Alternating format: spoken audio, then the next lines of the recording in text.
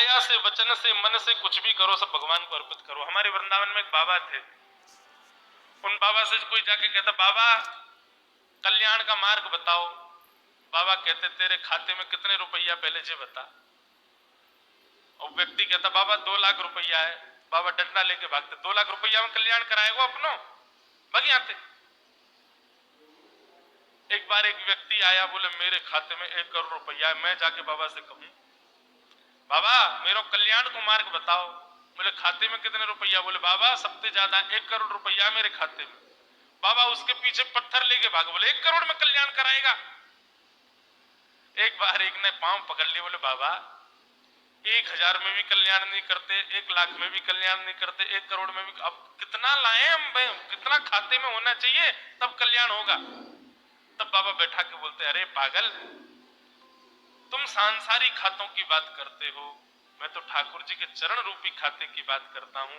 और ये पूछता हूं खाते में कितना है, मतलब कितना नाम जप करते हो रोज, कितना स्मरण करते हो भगवान को, उसकी गिनती बताओ। कितना नाम करते हो, कितना स्मरण करते हो, कितना भजन करते हो, उसकी गिनती जिस दिन बताओगे तब अब कल्याण बताऊंगा ना।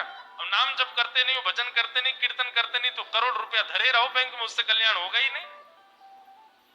हाँ किसी दिन आकर के यूं बताइयो, बोले बाबा मैं 11 श्री राधा नाम को माला करूं, मैं अपने गुरुदेव के नाम को स्मरण करूं, मैं नित्य वृंदावन को स्मरण करूं, तब बताऊंगा कल्याण कैसे होएगा। तो बंधुओं ठीक उसी प्रकार भागवत धर्म क्या है, अपनी काया से, वचन से, मन से जो कुछ भी करो सब भगवान के चरण रूपी खाते में इकट्ठा कर दो।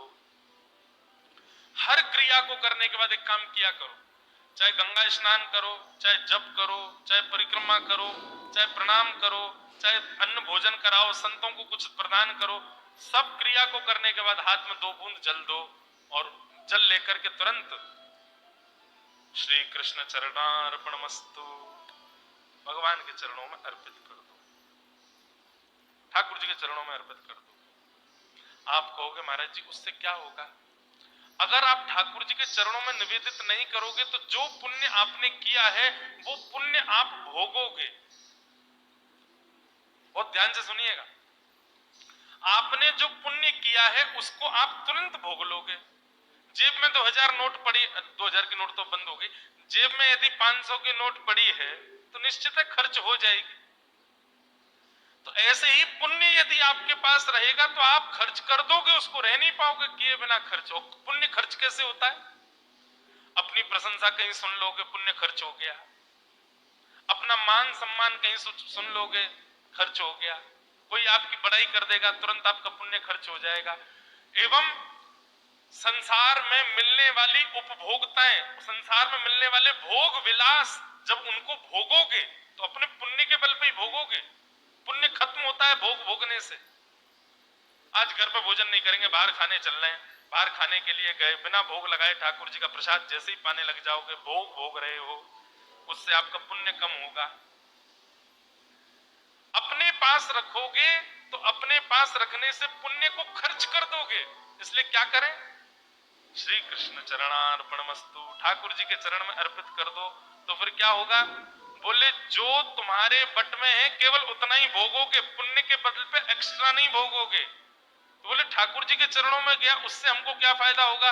बोले यदि मृत्यु के बाद किसी कारण से यदि नरक जाना होगा तो भगवान अपने चरण से उन पुण्यों को भेज देंगे जो हमने अर्पित किए, और उन पुण्यों के प्रताप से हमारे नरक के द्वार बंद हो जाएंगे और हमको श्री कृष्ण के चरणार बिंदों की प्राप्ति हो जाएगी। इसलिए समझ में आई कि नहीं पता नहीं आपको बात, पर मैंने कह दी, कुछ भी करो श्री कृष्ण चरणार्पणमस्तु, सब भगवान को अर्पित करो, उसमें फायदा है।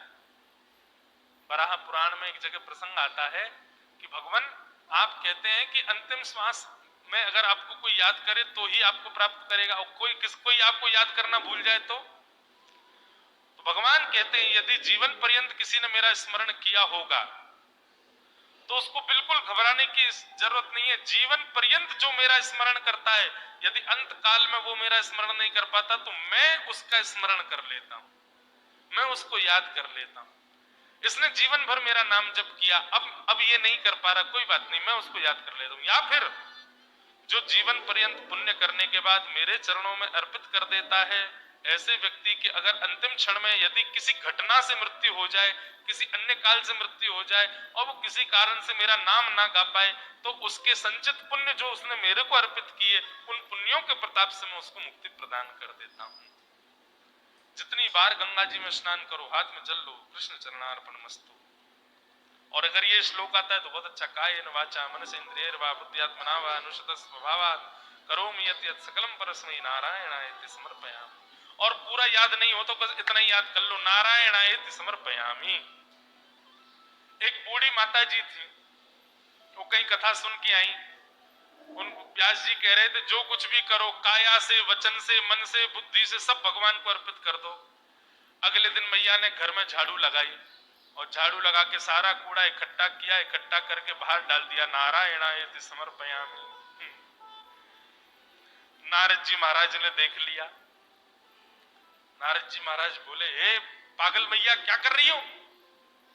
दुनिया के लोग ठाकुर जी को पुष्प चढ़ाते हैं, प्रसाद चढ़ाते हैं, नैवेद्य चढ़, तुम कचड़ा चढ़ा रही हो ठाकुर जी को। ए तू नहीं जाने बाबा, व्यास जी कल कथा में कह रहे थे जो कुछ भी करो सब भगवान को दे दो।